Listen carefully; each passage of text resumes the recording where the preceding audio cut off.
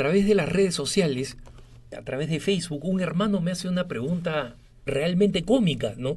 Digo cómica no porque su intención sea ser cómica, sino porque ha escuchado algo por ahí, no cita la fuente, pero es una de esas tesis absolutamente descabelladas a las cuales ya estoy acostumbrado, o sea, no es novedad para mí, pero probablemente sea novedad para muchos de ustedes. Y dice lo siguiente: hola Alejandro, ¿tú qué sabes de la información que dice que las bulas papales antiguas, ¿no? Recuerden, una bula papal es un documento especial en donde el pontífice, el papa, ejerce su autoridad como pontífice, ¿no? Entonces, órdenes importantes donde establecían cosas de política eclesial o de doctrina se hacían a través de las bulas, ¿no? Las bulas se siguen utilizando, pero mucho menos porque son pocas las ocasiones en las que el Papa necesita hacer un pronunciamiento con ese peso doctrinal, ¿no? Pero nos sigue haciendo. ¿Tú qué sabes de la información que dice que las bulas papales antiguas se hacían en piel humana, especialmente en la de niños sacrificados? Obviamente la bula se tenía que escribir. Y acá lo que el hermano ha escuchado de alguien que no dice quién, pero yo me imagino quién, es que las bulas papales, perdonen, pero es cómico, es tragicómico, que las bulas papales se escribían en piel humana de niños, ¿no? Simplemente si nos ponemos a pensar un poquito, decimos, ok, piel humana de niños, bueno, ¿cuántos niños necesitaría una bula? Pues sobre todo si la bula era explicativa y tenía este texto explicativo. Se necesitaban varios niños sacrificados, ¿en dónde? Obviamente en el Vaticano, ¿no? Lo que implica es que en el Vaticano se sacrificaban niños. Miren esta locura que no tiene ningún fundamento histórico, pero ni racional siquiera, ¿no?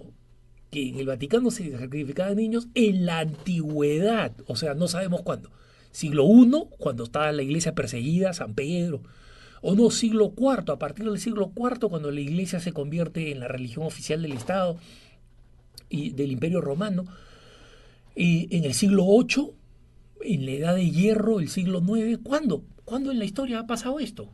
No, no hay ninguna referencia. ¿Y esto de dónde viene? Viene de los mismos hermanos protestantes extremistas que piensan que la iglesia es pues la meretriz, la prostituta del Apocalipsis y que el Papa es el anticristo. Todavía existen esos protestantismos que están en decadencia, ¿no? O sea, ¿y por qué están en decadencia? Porque los hermanos protestantes se han dado cuenta que sus enemigos no son los católicos, sus enemigos son los cambios culturales que está trayendo la ideología de género y que sus principales aliados en la batalla para defender sus familias cristianas es la Iglesia Católica.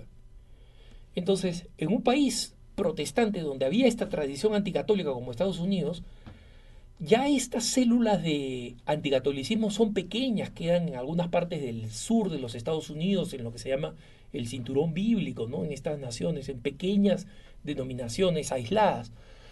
Y estas pequeñas denominaciones, normalmente vinculadas a las asambleas de Dios, son las que se han multiplicado en América Latina y hay algún pastor en América Latina. Es el mismo pastor, los mismos pastores de la misma psicología que le decían a un amigo a quien querían convencerle de que debía dejar la Iglesia Católica, que en el Vaticano, habían 10 pisos para abajo, o sea, 10 sótanos. No uno, no cinco, no seis, no ocho, 10 para abajo, ¿no? Y que en el último, en el de más abajo, o sea, en el subsuelo 10, se sacrificaban niños. Entonces, cuando este hermano me preguntó, algunos de ustedes recordarán que este argumento lo he repetido en más de una ocasión por lo tragicómico que es, lo ridículo, ¿no? Entonces, y cómo esto puede sorprender a cualquiera, ¿no? Con lo ridículo que es simplemente decirle a quien me lo dice, a ver, demuéstramelo, pues. ¿En qué museo queda una bula papal hecha de piel de niños sacrificados? ¿En qué museo? ¿Quién tiene una copia? ¿Tú tienes una copia? A ver, muéstramela. Muéstramela y demuéstrame que es piel de niño sacrificado. No. Cuando difícilmente se usaban las pieles para las bulas papales, ¿no? Se utilizaba Cyperus papyrus, ¿no? O sea, la planta esa que da lugar a los papiros, que son los predecesores del papel. Entonces, el, lo importante acá es ver cómo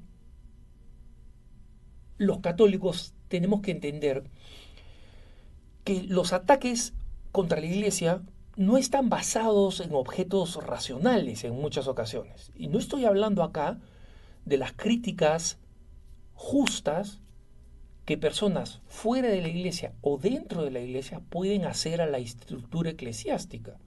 De eso hemos hablado hace algún tiempo, como los católicos tenemos la responsabilidad de llamar la atención de los pastores cuando no están actuando bien. Porque un católico comprometido es más que una oveja del rebaño, es un perro ovejero.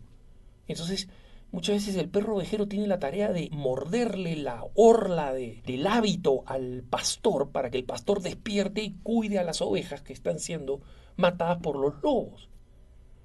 Entonces, esta figura la compartió un hermano católico mexicano y siempre me gustó. Y así como a los dominicos, ¿no? Los de la orden dominica les decían dominicanis, o sea, los perros de Dios, los guardianes de Dios, los que no en el sentido despectivo de perro, sino de perro guardián, ¿no? Cada uno de nosotros, católico comprometido, debería ser un dominicanis, un perro ovejero que ayuda al pastor a proteger a las ovejas, ¿no? Entonces, nosotros tenemos que ser conscientes que muchos de los ataques que vienen contra la iglesia son ataques que no están fundamentados en la razón. O sea, cuando alguien dice, por ejemplo, si la iglesia es una iglesia de pedófilos. No, la iglesia tiene un problema serio con los homosexuales que son efebófilos, o sea, que sienten atracción hacia los jóvenes. ¿Quiénes sienten atracción hacia los jóvenes? Los homosexuales. Es natural que prefieran a un joven a un viejo. No. Entonces es un problema de homosexualidad, no es un problema de pedofilia. Han habido casos de pedofilia, pero son una minoría. Entonces, alguien me decía también en redes sociales, Alejandro, ¿me podrías proporcionar las cifras y los porcentajes de quienes han sido pedófilos? Esas cifras no existen en la iglesia, precisamente porque muchas veces, cuando se dice abusaron de menores de edad, estamos hablando de menores de edad de 17, de 16, de 15 años, que no son niños, son adolescentes. Esa es efebofilia, no es pedofilia. Pero cuando se utiliza el término técnico, menores de edad, inmediatamente se piensa en niños y se dice iglesia pedófila. Y no es así. Pero no le vas a hacer entender a alguien que está tomando el término pedófilo como estos protestantes extremos están tomando el tema, pues, sacrificio de niños. Es una invención de la que toman mano como si fuera un garrote para golpear a la iglesia. ¿Por qué? Porque ya sean nuestros hermanos protestantes extremos, ya sea los agnósticos o los cristianófobos, quieren que la iglesia católica carezca de credibilidad. Su historia, la consecución de los papas, la doctrina que defiende, la doctrina que proponen, molestan, pero son imponentes, tienen un peso, influyen sobre la historia. Y eso es lo que ellos no quieren. Entonces necesitan desacreditarla. Algunos dirán, utilizarán argumentos tan irracionales como hay 10 sótanos en el Vaticano. ¿Cómo sabe un ministro protestante que hay 10 sótanos en el Vaticano? ¿Él ha estado? ¿Cómo entró? ¿Quién lo dejó entrar de la logia católica para que entrara hasta el piso subsuelo 10? ¿Cómo lo ha visto? Y si no lo ha visto, ¿quién se lo ha dicho? Otro pastor. Bueno, preguntémosle a ese pastor cómo sabe él, pues dónde lo ha visto. Me explico, ¿no? Es muy fácil. Es muy fácil de desatar estos argumentos. Pero los católicos tenemos que entender cuándo vale la pena entrar en colisión para debatir y cuándo no, cuando la intención es simplemente desprestigiar la iglesia. Y en muchas ocasiones cuando vienen a decirme, sí, la iglesia es una iglesia de pedófilos, yo les digo, mira, eso es lo que tú crees, pero lo que no vas a poder cambiar es que la iglesia sigue siendo una fuerza moral repleta de personas ejemplares, de religiosas, de sacerdotes, sacrificados y ejemplares que se están santificando y están cambiando la historia, cosa que tú no puedes hacer. Insultando y diciendo, la iglesia es pedófila, tú no tienes nada que ver con el cambio de la historia. Entonces, simplemente la discusión se acaba, porque sabemos que no existe la intención de conocer la verdad. Los que tienen el deseo de conocer la verdad, y he encontrado personas agnósticas interesadas, bueno, ¿qué ha pasado?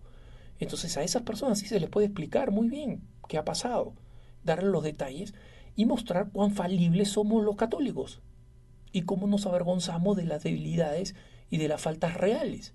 Pero cómo eso no afecta la naturaleza de la iglesia, que sigue siendo una santa pecadora. Que tengas un buen día.